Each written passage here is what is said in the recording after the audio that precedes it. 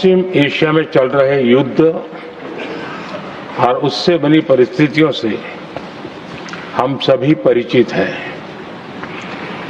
मैं आज संसद के उच्च सदन के सामने और देशवासियों के सामने इन विकट परिस्थितियों पर सरकार का पक्ष साझा करने के लिए उपस्थित हुआ हूं।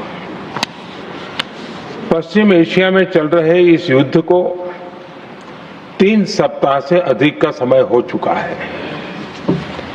इस युद्ध ने पूरे विश्व में गंभीर ऊर्जा संकट पैदा कर दिया है। भारत के लिए भी ये स्थिति चिंताजनक है। इस युद्ध से हमारे व्यापार के रास्ते प्रभावित हो रहे हैं। इससे पेट्रोल, डीजल, गैस और फर्टिलाइजर जैसे जरूरी सामान की रूटीन सप्लाई प्रभावित हो रही है। गल्फ देशों में करीब 1 करोड़ भारतीय रहते हैं, वहां काम करते हैं। उनके जीवन और आजीविका की सुरक्षा भी भारत के लिए बहुत बड़ी चिंता है। होर्मुज स्ट्रेट में दुनिया के अनेक जहाज फंसे हैं। उनमें बहुत बड़ी संख्या में भारतीय क्रू मेंबर्स हैं। ये भी भारत के लिए एक बड़ी चिंता का विषय है। ऐसी विकट परिस्थिति में आवश्यक है कि भारत की संसद के इस उच्च सदन से शांति और संवाद की एकजुट आवाज पूरे विश्व में जाए।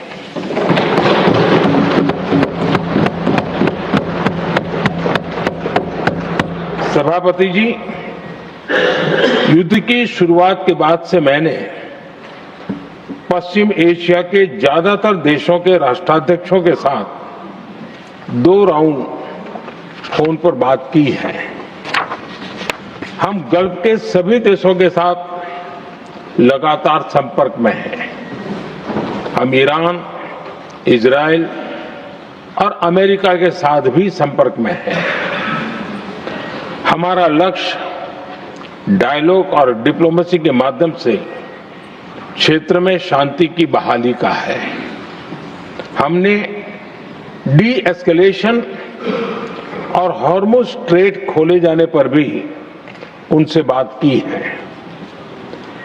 कमर्शियल जहाजों पर हमला और हॉर्मुज स्ट्रेट जैसे अंतर्राष्ट्रीय जलमार्ग में रुकावट अस्वीकार्य है। भारत ने नागरिकों पर, सिविल इंफ्रास्ट्रक्चर पर, एनर्जी और ट्रांसपोर्ट से जुड़े इंफ्रास्ट्रक्चर पर हमलों का विरोध किया है। भारत डिप्लोमेसी के जरिए युद्ध के इस माहौल में भी भारतीय जहाजों के सुरक्षित आवागमन के लिए सतत प्रयास कर रहा है। भारत ने इस समस्या के समाधान के लिए संवाद का ही रास्ता सुझाया है। इस युद्ध में किसी के भी जीवन पर संकट मानवता के हित में नहीं है। इसलिए भारत का सतत प्रयास सभी पक्षों को जल्द से जल्द शांतिपूर्ण समाधान के लिए प्रोत्साहित करने का है। सभापति जी, संकट की स्थिति में देश विदेश में भारतीयों की सुरक्षा हमारी बहुत बड़ी प्राथमिकता है। युद्ध शुरू होने के बाद से लेकर अब तक 3,75,000 से अधिक भारतीय सुरक्षित भारत लौट चुके हैं।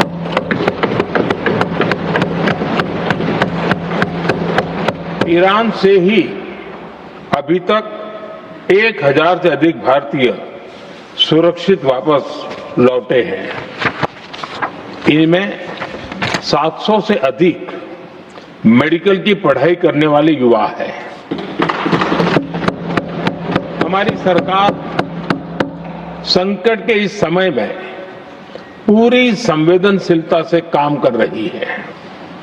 सभी देशों ने वहां मौजूद भारतीयों की सुरक्षा का पूरा आश्वासन दिया है। हालांकि ये बहुत दुखद है कि हमलों के कारण कुछ भारतीयों की मृत्यु हुई है और कुछ घायल भी हुए हैं। ऐसे मुश्किल हालात में परिवारजनों को आवश्यक मदद दी जा रही है। जो घायल है उनका बेहतर इलाज सुनिश्चित कराया जा रहा है। सभापति जी, हॉर्मुज़ स्ट्रेट विश्व व्यापार के सबसे बड़े रूट्स में से एक है। विशेष तौर पर कच्चे तेल, गैस और फर्टिलाइजर से जुड़ा परिवहन इस क्षेत्र से बहुत बड़ी मात्रा में होता है। युद्ध के बाद से ही हॉर्मुज़ स्ट्रेट में जहाजों का आना जाना बहुत चुनौतीपूर्ण हो गया है। लेकिन विपरीत परिस्थितियों के बावजूद हमारी सरकार ने संवाद से, कूटनीति के माध्यम से रास्ते बनाने का प्रयास किया है। प्रयास ये है कि जहां से भी संभव हो वहां से तेल और गैस की सप्लाई भारत पहुंचे। ऐसी हर कोशिश के नतीजे भी देश देख रहा है। बीते कुछ दिनों में दुनिया के अनेक देशों से कच्चा तेल और एलपीजी से भरे जहाज भारत आए हैं।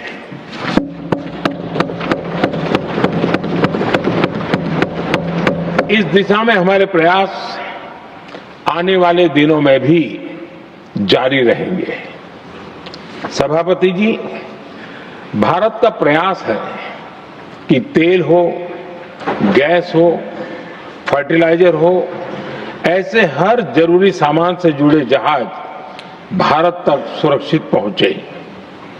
लेकिन इस युद्ध से बनी वैश्विक परिस्थितियां अगर लंबे समय तक बनी रहती है तो गंभीर दुष्परिणाम तय है। इसलिए भारत ने अपनी रेजिलियंस बढ़ाने के लिए जो भी प्रयास बीते वर्षों में किए हैं उनको और गति दे रहा है। सभापति जी, कोई भी संकट हो वो हमारे हौसलों और हमारे प्रयास दोनों की परीक्षा लेता है। देश ऐसे संकटों का बेहतर तरीके से सामना कर सके, इसके लिए बीते 11 वर्षों में निरंतर निर्णय लिए गए हैं। एनर्जी इंपोर्ट का डाइवर्सिफिकेशन ऐसे ही प्रयासों का हिस्सा है। पहले क्रूड ऑयल, एलएनजी, एलपीजी ऐसी एनर्जी जरूरतों के लिए 27 देशों से इंपोर्ट किया जाता था। वहीं आज भारत 41 देशों से एनर्जी इंपोर्ट करता है।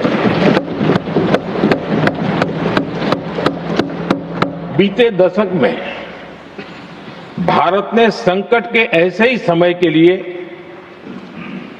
कच्चे तेल के भंडारण को भी प्राथमिकता दी है। हमारी तेल कंपनियां संकट के समय के लिए काफी मात्रा में पेट्रोल और डीजल का भंडार रखती है। बीते 11 वर्षों में 53 लाख मीट्रिक टन से अधिक का स्ट्रेटेजिक पेट्रोलियम रिजर्व भी डेवलप किया गया है और 65 लाख मीट्रिक टन से अधिक के रिजर्व की व्यवस्था पर देश काम कर रहा है। साथ ही बीते दशक में भारत की रिफाइनिंग कैपेसिटी भी